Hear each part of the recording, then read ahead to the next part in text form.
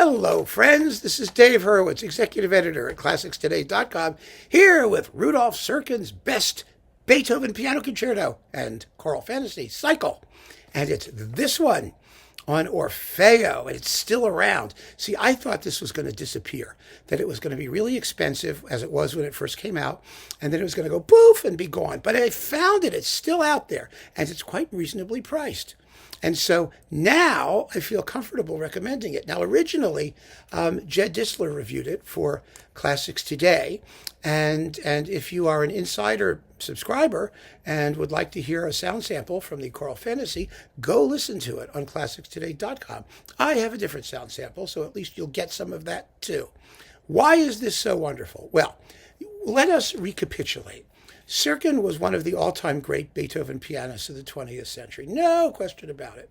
He did the concerti in mono with Eugene Ormandy mostly, and then he did a Ormandy/Bernstein cycle in stereo, Bernstein for 3 and 5, Ormandy for the rest of them. And then he did a very late Telarc cycle with Ozawa in Boston, which wasn't very good. He was really past his prime. And here in the middle, when he was, I don't know how old he was, just like 70 or something like that, in his 70s, he did these. These were recorded, let me give you the dates, in October and November 1977. And you've got the Rafael Kubelik and the Bavarian Radio Symphony Orchestra in tip-top shape for the whole thing. I mean, it's a very consistent cycle because you've got the same conductor and orchestra for the whole thing. Serkin is in superb form. I mean, Jed pointed out that the Choral Fantasy is maybe the best performance of that anyone ever did because it's got great choral singing, and Kubelik was always really good. It works for chorus and orchestra and other things, and Serkin is on fire throughout the whole thing. It's just marvelous. But these are all really, really good. Now, what is it that makes them so good? Without having to talk about each one individually, let's generalize a little bit.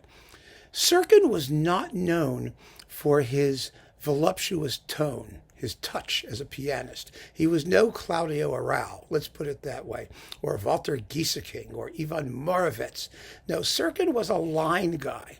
He was into counterpoint. He was into a certain independence of the hands and clarity of articulation, top and bottom. That was his thing. His actual tone could be somewhat flinty, is the word. Not always gorgeous. And as he got older, he couldn't hide any sort of defects in linear clarity and direction with beautiful sounds. You know, I mean, Arrau sounded gorgeous no matter what he did, even though his last recordings were not very good because he was really past it. With Serkin, that wasn't the case. Serkin had a certain intellectual acuity in everything that he did and an edge that required a certain amount of energy and stamina and, I would say, youthfulness to preserve. So he wasn't necessarily going to get better as he got older, but he was in really good shape when he made these recordings. And to illustrate exactly what I have in mind, I want to play you a sample. I want to play you a sample from the finale of the third piano concerto, which was kind of a Serkin specialty. You know, his third with Bernstein is one of the reference recordings. It's absolutely fantastic. And so is this. This one is a little more genial. I think it has a little bit more sort of Gemütlichkeit, if you want to call it that, a little bit more relaxed interplay between the keyboard and the orchestra. But listen to what I'm talking about. Listen to the lines. Listen to the right hand versus the left hand, and the way he emphasizes and subtly changes the balance between the two with wonderfully, wonderfully subtle dynamic nuances, and how he accompanies when the orchestra comes in, when he's in a subordinate role, but you still have that sense of line passing through the music. It's a wonderful thing, and it was a gift that Serkin had, and he really, really emphasizes it in these performances. That's one of the things that makes them so marvelous, and the fact that they're live and very well recorded, which is also a big help, in a big cavernous room, you know, the Hercules Saal in Munich, which is like a barn. You know, it's kind of like the Royal Albert Hall of Germany. It's a big, or the Rudolfinum, it's a big echoey room.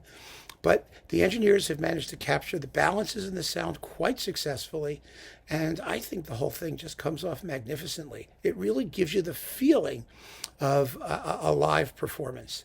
by people who really know what they're doing. I mean, they really do. So let's listen to a bit of the finale of the Third Piano Concerto.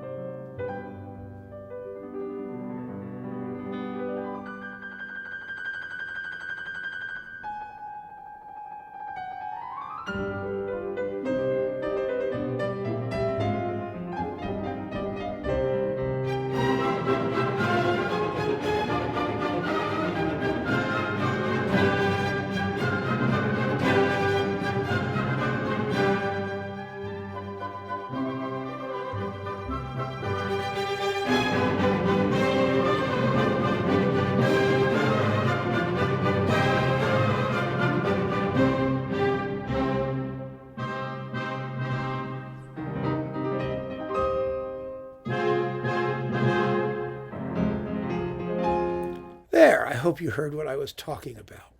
I think that, if you're a fan of the Beethoven piano concertos and you like Rudolf Serkin, and who doesn't like Rudolf Serkin? I mean, come on, how can you not like Rudolf Serkin? You got to have this set.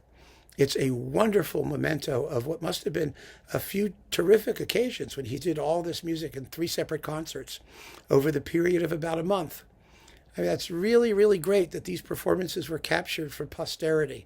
And they give us the impression of Serkin spontaneously recreating the music as only he could when he was really on top of things.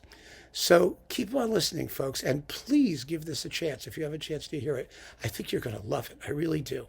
Take care.